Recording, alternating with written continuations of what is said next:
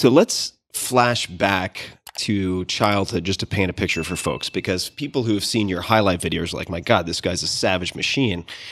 But let's go back and perhaps, if you wouldn't mind, just describe a bit your childhood and what you were like as a child, because I had no knowledge of this until I started doing research for this conversation. But if you could just describe yourself as a kid, I think that would be helpful for setting the stage. When I was born, I came out apparently full with eczema, but that went away. And then at 4 years old, I contracted rheumatic fever, which was the best of the two, because it was either leukemia or that. So thankfully it was that. I took 4 months in the hospital. And then when I was 6 years old, we moved to a village. And that's when my eczema came back together with severe asthma. Now, my eczema was really bad. I had to wear gloves, long sleeves, turtlenecks, because I had it in my neck. I was the leper in school. That's what they called me. Hey, leper, watch out. You don't scratch your... If I would do this, watch out, your ears don't fall off. Constantly I was bullied on a daily basis. But, when I was 12, we were on a vacation in France, and I saw this movie, Enter the Dragon. It was 17 years and older to get in, but my brother and I, we found a way to sneak in for free, and we were too young for the movie. And that's where I saw Bruce Lee. And boy, that was it. I realized that if I would be like that guy, because he was also a skinny guy, I was a skinny guy because of my asthma, I had these horrible asthma attacks, then the bullying would probably stop, because then I could defend myself. So it took me 2 years to convince my parents to start martial arts. And then after 2 years, they gave up, because every day I would ask them. And finally they broke. They said, okay, just go. And I was fortunate to live next to two beautiful neighbor girls. And one of the girls was dating the coolest guy in town, Xavier, that's how you pronounce it in Holland. And he took me under his wing. He was always helping me a little bit, because I had these things with birds. I was always in the trees. I was swinging trees. But I had these birds that came pick me up from school. I mean, they were so tame. They would always sit on my shoulder wherever I went, even in the shower. It was amazing. And he brought me to the adult Taekwondo classes. And within months, I started beating some of the adults. Of course, not the black belts, but I started dropping big guys. And I overheard these guys talking about me in the dressing room. Man, did you see that kid, Bas? He dropped Jack with a freaking spinning back kick to the head. Whoa, everybody laughing. Man, that kid has a lot of talent. And as a kid, when you only hear bad things about you, but then suddenly people start talking good things about you, you tend to listen to the adults. And that led to the first street fight. The biggest bully in my school, Shaki was his name. Again, I was riding my bicycle on the street, and there he came with 6, 7 of his buddies, and hey, leper, whatever they were screaming. And this time I shouted something back. And I heard them laugh. I looked back, and sure enough, they started to chase me. And I told myself, this is it. I'm not going to do it anymore. So I put my bike on the stand on the sidewalk. They came, surrounded me with the bikes. I always have to laugh about it, because in the movies, this is like in the scene at night. They do it with cars, and the headlights are the lighting for the fight, But this was with bicycles, right, with young kids. And then Shaki started pushing his chest to me and challenging me, telling me that I had to hit him.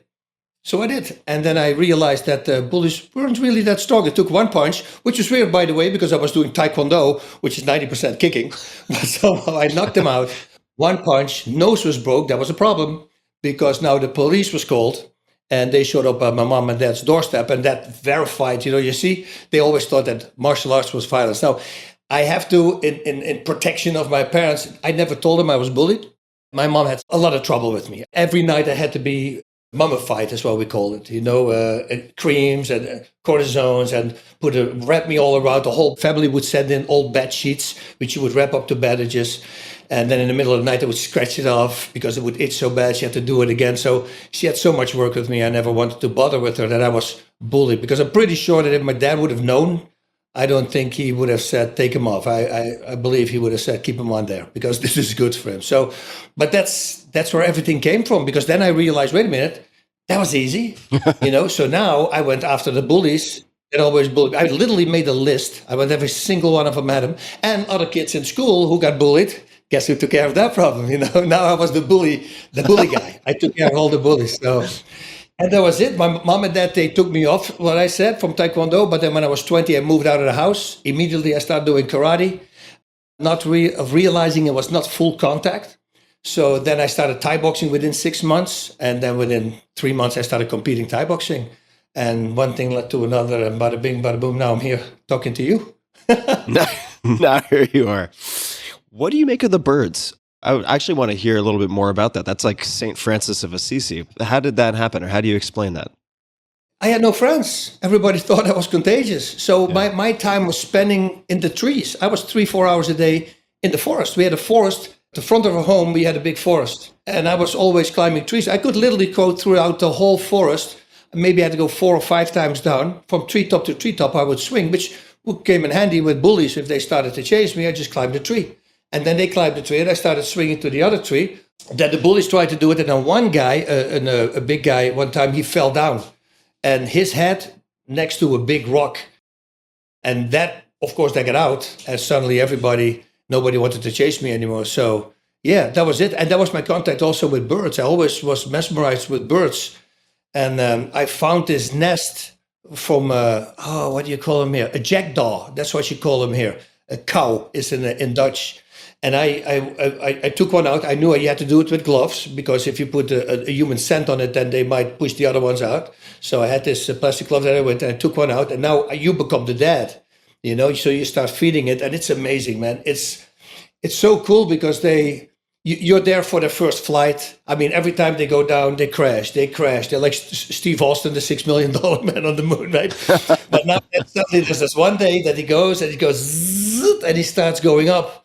And they're so excited. They start screaming. And that was the sound I used to make. And wherever I was, he would pick me up from school, this guy. He would know in what room I was. And then he was sitting in front of the teacher, got really angry because he was constantly, he would see me in the class. And then afterwards, he would sit on my steering wheel for my bicycle or on my shoulder. He was always with me. Wow.